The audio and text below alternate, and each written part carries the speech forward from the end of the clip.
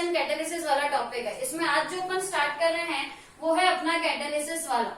सबसे पहले तो अपन ये देख लेते हैं कि इस कैटालिसिस वाले टॉपिक में अपने को क्या क्या पढ़ना है। अगर अपन एग्जाम के पॉइंट ऑफ व्यू से बात करें तो कैटालिसिस पे भी अपने पास में क्वेश्चन बन करके आता है, इसलिए ये भी अपना इंपॉर्टेंट टॉपिक हो जाता है एग्जाम के पॉइंट ऑफ व्यू से। देखो कैटालिसिस में सबसे पहले तो अपन पढ़ेंगे इसका इंट्रोडक्शन वाला पार्ट कि ये होते क्या है, ये किस तरीके से वर्क करते हैं, प्रोसेस क्या है, किस तरीके से ये प्रोसेस जो है वो कंप्लीट होती है, ये सारा अपन यहाँ पर देखेंगे। देन अपन क्या करेंगे, इसको क्लासिफाई करेंगे, क्लासिफिकेशन करेंगे किस किस तरीके से किस किस बेसिस पे होगा, फिजिकल स्टेट आएगी, इफेक्ट आएगा, उसके बेस पे अपन इसको क्लासिफिकेशन लेकर के चलेंगे। उसके बाद देखो क्या पढ़ना है अपने को, थर्ड अपन पढ़ेंगे इसकी मैकेनिज्म कि किस तरीके से नॉर्मल कोई भी कैटालाइटिक एक्टिविटी जो होती है वो कंप्लीट होती है, उसकी सबसे सिंपलेस्ट मैकेनिज्म जो है वो क्या है, ये अपन यहाँ पर डिस्कस करेंगे। देन अपन पढ़ेंगे कैरेक्टरिस्टिक कि कोई भी कैटालाइज्ड जो रिएक्शन होगी उसके अंदर क्या क्या कैरेक्टर होंगे, स्पेसिफाइडली उस रिएक्शन के अंदर अपने को क्या क्या कैरेक्टरिस्टिक्स जो है वो देखने को मिलने वाली है। देन अपन बात करेंगे उस रिएक्शन के लिए एक्टिवेटेड जो अपनी एक्टिवेशन एनर्जी थी ना, उस एक्टिवेशन एनर्जी से अपन कंपेयर करके चलेंगे कि क्या इस कैटालिसिस वाले रिएक्शन के अंदर नॉर्मल जो रिएक्शन होती है उससे क्या चेंजेस अपने को यहाँ पर देखने को मिल रहे हैं। तो ये 5 टॉपिक जो है वो अपने को इस कैटालिसिस के बारे में पढ़ने हैं और उसके बाद में अपना ये वाला जो छोटा सा टॉपिक है वो खत्म हो जाएगा। तो टॉपिक बहुत छोटा सा है, 2-3 वीडियो लेक्चर में खत्म भी हो जाएगा, लेकिन एग्जाम के पॉइंट ऑफ व्यू से ये बहुत ही इंपॉर्टेंट टॉपिक है अपना, तो इसको अपने को चेक करना ही करना है। स्टार्ट करते हैं अपन सबसे पहले वाले टॉपिक इंट्रोडक्शन के साथ। देखो इंट्रोडक्शन के अंदर अपने को सबसे पहले क्या देखना है कि ये जो कैटालिसिस है इसका मतलब क्या है, ये अपने को यहाँ पर देखना है। तो कैटालिसिस जो प्रोसेस है ना, ये देखो कहाँ से आया है कि अपने पास में कोई नॉर्मल केमिकल रिएक्शन चल रही है, उस केमिकल रिएक्शन के अंदर अपन ने बहुत ही स्मॉल क्वांटिटी के अंदर कुछ भी एक नया एलिमेंट ऐड किया है। जो अपन ने यहाँ पर ऐड किया है वो आपका मॉलिक्यूल भी हो सकता है, वो आपका एटम भी हो सकता है, वो मेटल भी हो सकती है, वो एक कॉम्प्लेक्स कंपाउंड भी हो सकता है, कुछ भी हो सकता है। कुल मिला के हमने कुछ इस तरीके का इंग्रेडिएंट स्मॉल क्वांटिटी के अंदर ऐड किया है जो कि रिएक्शन की वेलोसिटी जो है, अपनी जो रिएक्शन चल रही है उसकी वेलोसिटी को इफेक्ट करेगा। रिएक्शन की वेलोसिटी को ये इफेक्ट किस मैनर में करेगा, यूजुअली तो ये आपके पॉजिटिव मैनर में ही करेगा, यानी रिएक्शन की जो वेलोसिटी है उसको बढ़ाने का काम करेगा। ऐसे जो अपने ये इंग्रेडिएंट है ना जिनको अपन ने ऐड किया है, इनको अपन बोलते हैं कैटलिस्ट। स्मॉल क्वांटिटी के अंदर केमिकल रिएक्शन को बढ़ा देने वाले जो पदार्थ हैं वो सारे के सारे पदार्थ, वो सारे के सारे मटेरियल जो है वो आपके कैटलिस्ट कहलाते हैं।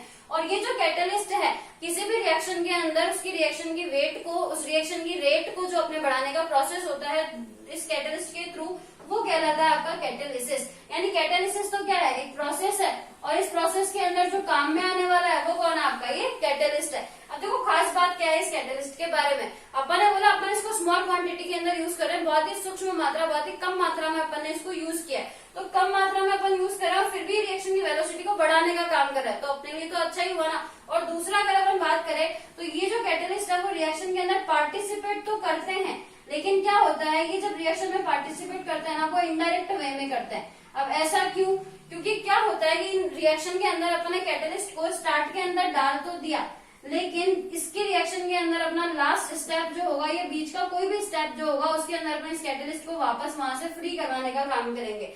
अगर कैटालिस्ट अपना जिस फॉर्मेट में था उसी फॉर्मेट में फ्री हो रहा है तो नेट रिजल्ट क्या रहा अपना, इसने पार्टिसिपेट किया तो सही, लेकिन कौन से फॉर्म में, इनडायरेक्ट फॉर्म में, क्योंकि नेट अपने पास में जैसा आपने स्टार्टिंग में डाला था वैसा ही अगर लास्ट के अंदर फ्री करवा रहे हो तो नेट अपने पास में क्या आ रहा है, ये जो है वो आपका रिमेन अनचेंज्ड है, इसके अंदर कोई भी चेंजेस अपने पास में नहीं आते हैं, कोई भी चेंजेस नहीं आते हैं। किस फॉर्मेट में अपन यहाँ पर बात कर रहे हैं, अपन यहाँ पर बात कर रहे हैं इनके केमिकल कंपोजिशन को लेकर के, कि अगर इनके केमिकल कंपोजिशन में बात की जाए तो कोई चेंजेस यहाँ पर अपने को देखने को नहीं मिलते हैं। और अगर बात की जाए कि क्या इनकी फिजिकल स्टेट के अंदर कोई चेंजेस आते हैं, आ भी सकता है और नहीं भी आ सकता है। फिजिकल स्टेट में अपने पास में दोनों तरीके की पॉसिबिलिटी रहती है। वो कैसे, वो ऐसे कि मान लो आपने किसी कैटालिस्ट को काम में लिया था तो वो आपके पास में कुछ बड़े बड़े दानों के फॉर्मेट में था, कुछ बड़े पार्टिकल्स के फॉर्मेट में था, लेकिन जब वो इस रिएक्शन में पार्टिसिपेट करा तो उसका पूरा का पूरा पाउडर बन गया, चूरा बन गया। तो पाउडर्ड फॉर्म में भी उसका केमिकल कंपोजिशन तो चेंज नहीं हुआ ना, वो कैटालिस्ट जो पहले था वही अभी है। जैसे अपन यूजुअली चीनी लेते हैं तो क्रिस्टलाइन शुगर काम में लो या पाउडर्ड शुगर काम में लो, बात तो एक ही है ना। उसी चीनी को तुमने मिक्सी के अंदर पीसा और पीस करके उसका बुरादा बना लिया तो उसका केमिकल कंपोजिशन तो अभी भी वही है, चीनी अभी भी वही काम करेगी, मिठास खोलने का ही तो बेसिकली केमिकल कंपोजिशन में चेंज नहीं आता है, वो रिमेन अनचेंज रहता है। इसीलिए अपन बोलते हैं कि ये जो कैटलिस्ट है वो पूरी रिएक्शन के दौरान रिमेन अनचेंज रहते हैं। केवल रिएक्शन में पार्टिसिपेट करा, वेलोसिटी को बढ़ाया।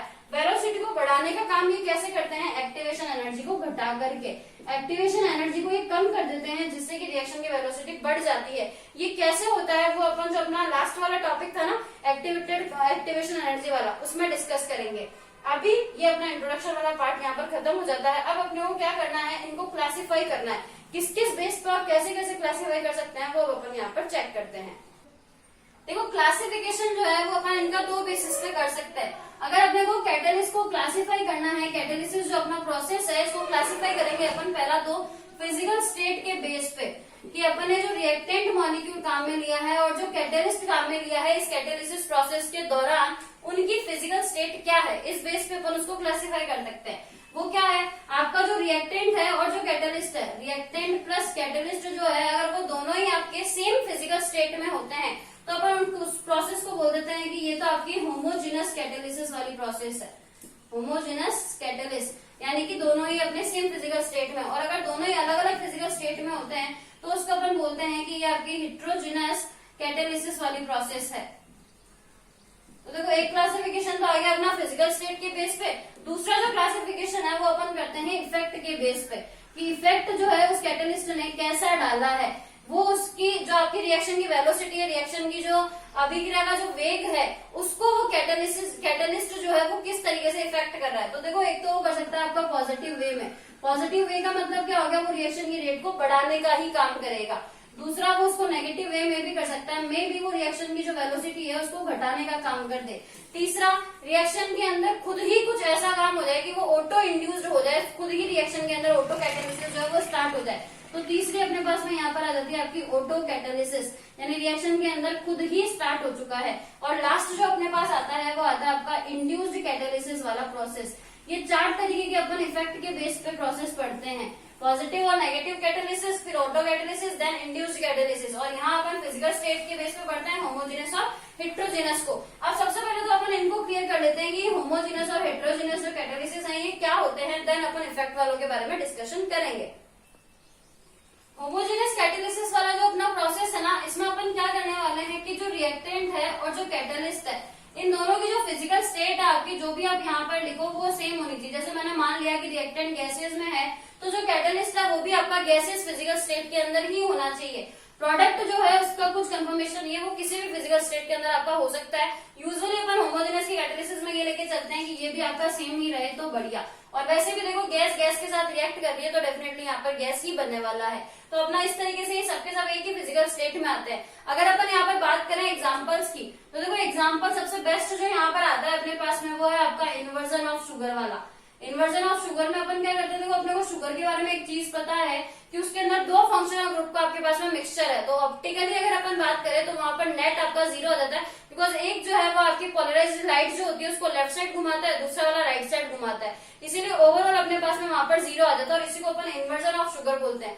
वो कैसे, शुगर जो है अपना वहां पर है सुक्रोज का मॉलिक्यूल। सुक्रोज क्या होता है, देखो सुक्रोज है उसको अपन हाइड्रोलाइज्ड करवा रहे हैं, और हाइड्रोलाइजेशन जो इसका जो हाइड्रोलाइसिस प्रोसेस होता है वो आपका एसिडिक मीडिया में होता है। यहाँ पर ये जो H+ है एसिडिक मीडिया जो है यही यहाँ पर कैटलिस्ट का काम करता है। और इससे क्या बनेगा, सुक्रोज का जब अपन हाइड्रोलाइसिस करवाते हैं तो उससे अपने पास में ग्लूकोज और फ्रक्टोज के मॉलिक्यूल बन करके आते हैं। अब अगर अपन केमिकल फॉर्मूले की बात करें यहाँ पर, तो सुक्रोज का मॉलिक्यूल क्या होता है आपका C12H22O11, ये फॉर्मेट होता है आपका सुक्रोज का। जैसे ही आप इसका हाइड्रोलाइसिस करवाते हो यानी वाटर के मॉलिक्यूल को इसके ऊपर ऐड करवाते हो, आपके पास में ग्लूकोज और फ्रक्टोज बन करके आते हैं C6H12O6 प्लस C6H12O6।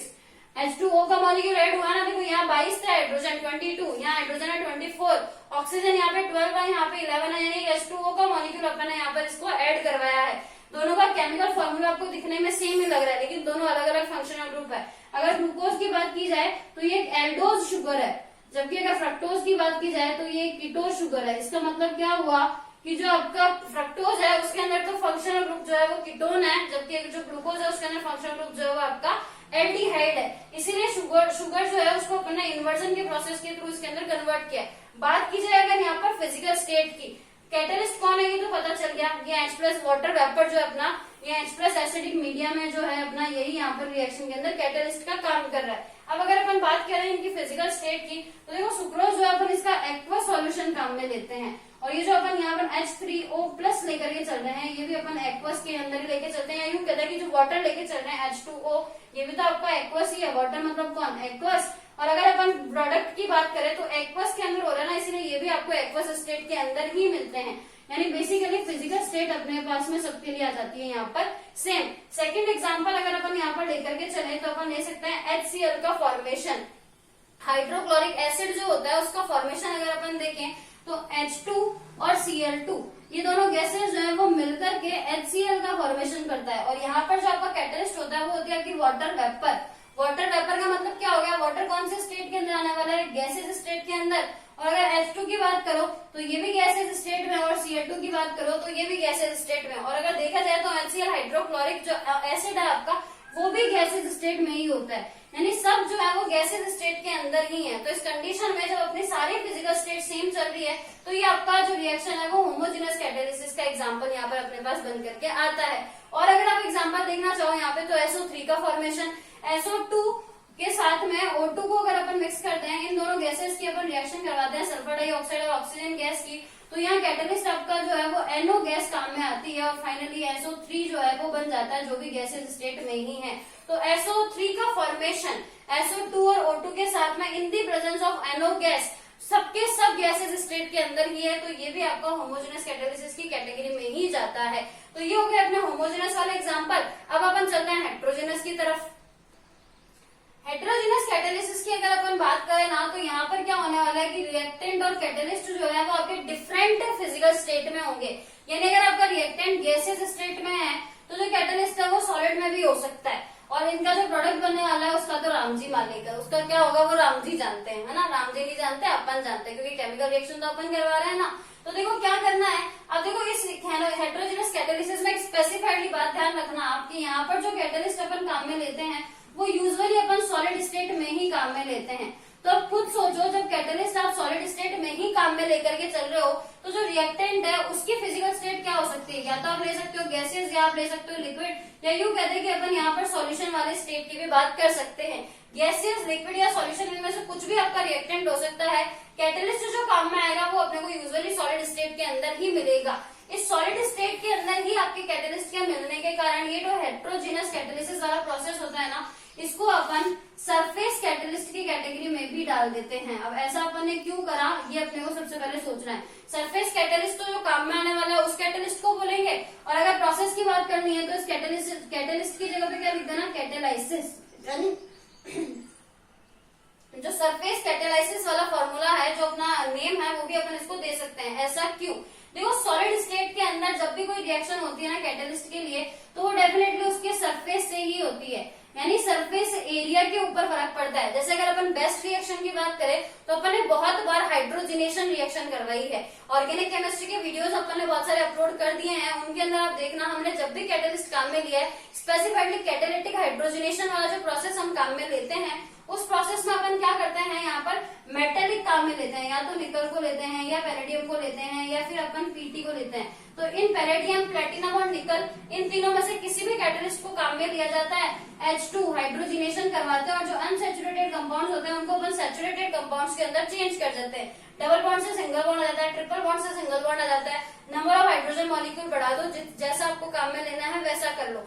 देखो इस रिएक्शन में क्या होता है, सबसे पहले जो अपना कैटालिस्ट की सरफेस होती है ना, उस सरफेस के ऊपर आकर के इन गैसेस का, जो रिएक्टेंट मॉलिक्यूल है आपका, इनका होता है एड्सॉर्प्शन। ये जाकर के वहां पर एड्सॉर्ब होती है। एड्सॉर्प्शन का मतलब क्या हो गया? केवल और केवल सरफेस के ऊपर होने वाला फिनोमिना है, ये उसके अंदर नहीं जा रही है। वो कैटालिस्ट की केवल सरफेस एरिया जो है वो काम में आ रहा है। इसीलिए ये जो सरफेस कैटालिसिस वाला प्रोसेस है ना, इसको अपन इंडिविजुअली सरफेस केमिस्ट्री वाले चैप्टर में पढ़ते हैं। सरफेस केमिस्ट्री के अंदर अपन यही देखते हैं कि मेटल की या जो कैटालिस्ट है उसकी सरफेस रिएक्शन की रेट को बढ़ाने या घटाने में किस तरीके से काम आती है। तो ये अपना सरफेस कैटालिसिस की कैटेगरी में भी जाता है। अगर यहाँ पर अपन एग्जांपल्स की बात करें तो यहाँ पर एग्जांपल में सारी नेम्ड वाले प्रोसेस ही लेते हैं। जैसे कि कॉन्टेक्ट प्रोसेस होता है आपका। कॉन्टेक्ट प्रोसेस कौन सा होता है अपना? H2SO4 फॉर्मेशन वाला। इसके अलावा आप ओस्टरवाल्ड मेथड ले लो, हेबर प्रोसेस ले लो। इस तरीके के जो मेथड है, ओस्टरवाल्ड मेथड ले लिया अपन ने या हेबर प्रोसेस ले लिया, यह सबसे बेस्ट अपना पोलराइजेशन वाला। पोलराइजेशन में अपन क्या करते हैं, जिग्लर-नाटा कैटलिस्ट को काम में लेते हैं। तो ये बहुत सारे एग्जांपल है जो अपन हेटेरोजेनस की कैटेगरी के अंदर डालते हैं, क्योंकि इसके अंदर अपने सारे के सारे नेम्ड प्रोसेस आ रहे हैं, तो अपने को उनका नाम, उनकी रिएक्शन, उनके अंदर काम में आने वाला कैटलिस्ट सब कुछ पता होना चाहिए। जैसे कॉन्टेक्ट प्रोसेस है, V2O5 वेनेडियम पेंटाऑक्साइड अपना काम में आता है। जो अपनी हेबर प्रोसेस है, इसके अंदर अपन मिक्सचर काम में लेते हैं आयरन का। आयरन जो लेते हैं अपन वो गैसेस स्टेट के अंदर लेते हैं। तो यहाँ पर कौन सा वाला कैटलिस्ट कौन सी वाली रिएक्शन के अंदर काम आता है और रिएक्टेंट कौन से फिजिकल स्टेट में होता है, विद जो अपनी केमिकल रिएक्शन है विद नेम, अपन यहाँ पर सबसे पहले उसको चेक कर लेते हैं। एग्जाम्पल की अगर अपन बात करें तो अपन कॉन्टेक्ट प्रोसेस जो है H2SO4 फॉर्मेशन वाला, हेबर प्रोसेस अमोनिया जो बनना है, अमोनिया का जो फॉर्मेशन है वो। देन जिग्लर-नाटा कैटलिस्ट, जिग्लर-नाटा कैटलिस्ट होता है आपका TiCl4 टाइटेनियम टेट्राक्लोराइड और ट्राई एल्किल एल्यूमिनियम का जो मिक्सचर होता है, इसको अपन जिग्लर-नाटा कैटलिस्ट बोलते हैं। इनका मिक्सचर अगर अपन काम में ले रहे हैं और इथीन से पॉलीथीन बना रहे हैं, यानी पॉलीमराइजेशन प्रोसेस अगर अपन करवा रहे हैं, तो यहाँ पर भी ये हेटेरोजेनस की कैटेगरी में जाएगा, बिकॉज ये गैसेज स्टेट में और ये आपका सॉलिड स्टेट के अंदर है। दूसरा एग्जांपल अगर अपन ले तो ओस्टरवाल्ड मेथड जो है आपका नाइट्रिक एसिड फॉर्मेशन वाला मेथड, वो भी अपना इसी कैटेगरी में जाता है। वेजिटेबल घी और वेजिटेबल ऑयल का जो कन्वर्सेशन है, जो अपना अनसैचुरेटेड कंपाउंड से सैचुरेटेड बनाते हैं थ्रू हाइड्रोजिनेशन, वो भी अपना इस कैटेगरी में आता है। और लास्ट अपन अगर क्रैकिंग की बात करते हैं हाइड्रोकार्बन एल्केन के लिए, तो वहां पर जियोलाइट्स को एज ए कैटलिस्ट काम में लिया जाता है, और वो भी आपका इसी कैटेगरी का एग्जांपल जाता है। सारे एग्जांपल अपने आप में इंपॉर्टेंट है, इन सब की स्टडी आपको करनी है, ध्यान से देख लो। विद प्रोसेस आपको यहाँ पर सारे एग्जांपल जो है वो दिए गए हैं। अगर इफेक्ट वाली कैटेगरी की अगर अपन बात करें तो सबसे पहले अपन यहाँ पर लेकर के चल रहे हैं आपके पॉजिटिव कैटेलिसिस को, और दूसरी तरफ अपन लेकर के चल रहे हैं नेगेटिव कैटेलिसिस को। देखो पॉजिटिव का मतलब क्या है, ऐसे कैटेलिसिस या ऐसी रिएक्शन जिसके अंदर रिएक्शन की वेट, जो रिएक्शन की वेलोसिटी है उसको बढ़ाने का काम करेंगे, और नेगेटिव वाले में क्या करेंगे, रिएक्शन की जो वेलोसिटी है उसको घटाने का काम करेंगे। कैटेलिस्ट जो है वो यूजुअली रिएक्शन की रेट को बढ़ाने का काम ही करते हैं। तो अगर प्योर फॉर्म में बोला जाए कि कैटेलिस्ट क्या है, तो आपके ये पॉजिटिव वाले ही कैटेलिसिस जो है वो इस कैटेलिस्ट की कैटेगरी में आएंगे, नेगेटिव वाले नहीं आते हैं। पर कई बार रिएक्शन की रेट को घटाने का काम भी कर लिया जाता है, इसीलिए भी अपन इनकी स्टडी करते हैं। अगर पॉजिटिव की बात करें तो जो रिएक्शन अभी अपन ने देखी थी ना कॉन्टेक्ट मेथड वाली, इस कॉन्टेक्ट मेथड के अंदर अगर अपन V2O5 तो काम में लेते हैं, जो लेते ही हैं, पर वेनेडियम पेंटाऑक्साइड के साथ साथ रिएक्शन के अंदर एस्बेस्टोस को भी काम में लिया जाता है, वो भी प्लेटिनम से जो कोटेड होता है उसको, प्लेटिनम युक्त एस्बेस्टोस को इस रिएक्शन के अंदर काम में लेने से रिएक्शन की रेट को बढ़ा दिया जाता है, इसीलिए अपन उसको पॉजिटिव कैटेलिसिस की कैटेगरी में डालते हैं। जबकि अगर नेगेटिव कैटेलिसिस की बात की जाए तो यहाँ क्या होता है, आपका रिएक्शन की रेट को कम करना है ना, तो यहाँ अपन स्टडी करते हैं इस H2O2 हाइड्रोजन पेरोक्साइड के डिसोसिएशन की। अगर हाइड्रोजन पेरोक्साइड के डिसोसिएशन वाले प्रोसेस में अपन फॉस्फोरिक एसिड को यूज करते हैं, तो फॉस्फोरिक एसिड जो है वो इस रिएक्शन की वेलोसिटी को घटाने का काम कर देता है। तो ये अपने एग्जांपल हो गए पॉजिटिव और नेगेटिव वाली कैटेलिसिस के। अब दो लास्ट और बच रहे हैं अपने, उनको भी अपन डिस्कस कर लेते हैं, ऑटो कैटेलिसिस वाली रिएक्शन को और इंड्यूस्ड वाली रिएक्शन को। देखो ऑटो कैटेलिस्ट क्या होते हैं, कई बार क्या होता है रिएक्शन के अंदर जो प्रोडक्ट बनता है ना वो खुद ही इस रिएक्शन को कैटेलाइसिस करना स्टार्ट कर देता है। अगर अपन बात करते हैं कि अगर अपन डाइल्यूट एसिड H2SO4 की प्रेजेंस में रिएक्ट करवा रहे हैं ऑक्सैलिक एसिड और पोटेशियम परमैंगनेट को, तो ये जो रिएक्शन है वो बहुत ही स्लो स्पीड में होती है। स्टार्टिंग जब होती है इस रिएक्शन की वो बहुत ही स्लो स्पीड में होती है, और जैसे इस रिएक्शन में प्रोडक्ट बनना स्टार्ट हो जाते हैं तो इस MnSO4 प्रोडक्ट के बनते ही रिएक्शन की जो स्पीड है वो आपकी फास्ट हो जाती है, क्योंकि इस रिएक्शन के अंदर ये जो प्रोडक्ट है वो खुद ही इस रिएक्शन को सेल्फ कैटेलाइज करने लग जाता है। यानी ये रिएक्शन जो है वो सेल्फ कैटेलिस्ट रिएक्शन की कैटेगरी में चली जाती है, क्योंकि MnSO4 के बनते ही रिएक्शन की जो वेलोसिटी है वो एकदम से बढ़ जाती है। तो जो रिएक्शन विदाउट एनी कैटेलिस्ट बहुत ही स्लो स्पीड में हो रही थी, वो रिएक्शन के अंदर जैसे ही प्रोडक्ट का बनना स्टार्ट हो जाता है, प्रोडक्ट अपने पास बन करके आ जाता है MnSO4 वाला, वैसे ही रिएक्शन की स्पीड बढ़ जाती है, जिससे कि रिएक्शन जो है वो बहुत ही जल्दी कंप्लीट हो जाती है। तो रिएक्शन का जो प्रोडक्ट है वो खुद ही रिएक्शन को कैटेलिस्ट करने का काम कर रहा है, इसीलिए रिएक्शन जो है वो ऑटो कैटेलाइसिस की कैटेगरी में जाती है। लास्ट वाला अपना आप डिस्कस कर लेते हैं।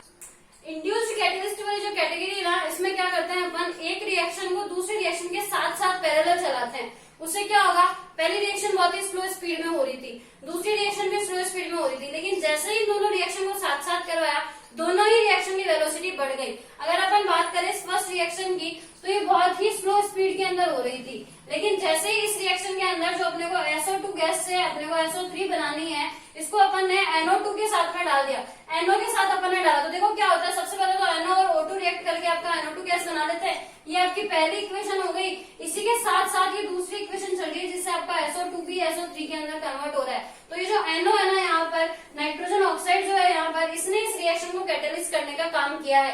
यानी एक रिएक्शन दूसरी रिएक्शन के अगर पैरेलल चला रहे हैं तो पैरेलल चलाने की वजह से रिएक्शन दोनों ही कैटलिस्ट हो जाती है और रिएक्शन की जो स्पीड है वो बढ़ जाती है। तो इंड्यूस्ड वाली कैटेगरी में क्या करना है, दो रिएक्शन लेना है, दोनों को साथ साथ चलाना है। एक की वजह से दूसरी रिएक्शन इंड्यूस होती है, दूसरी रिएक्शन जो है उसकी कैटेलिसिस जो है वो इंड्यूस होती है, इसीलिए रिएक्शन को अपन इंड्यूस्ड कैटेलिसिस की कैटेगरी के अंदर डालते हैं। तो ये जो कैटेलिसिस रिएक्शंस थी, इनका अपना क्लासिफिकेशन यहाँ पर हो जाता है कंप्लीट। नेक्स्ट कल के वीडियो लेक्चर में अपन डिस्कस करेंगे इनकी कैरेक्टरिस्टिक, इनके मैकेनिज्म के बारे में। तब तक के लिए इसको रिवाइज करके रखिएगा एंड यस डोंट फॉरगेट